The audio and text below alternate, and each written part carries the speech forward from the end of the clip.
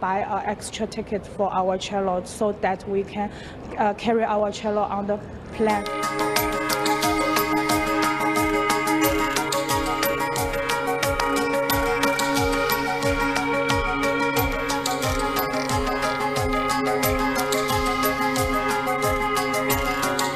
She said, your cello is too big. This aircraft is too small to hold your cello. And you have so many chances to tell me you cannot abort yesterday.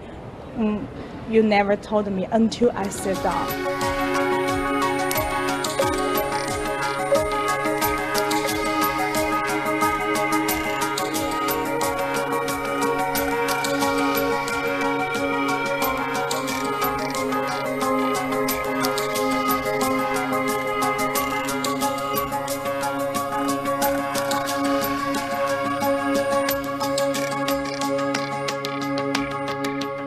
Wrong there.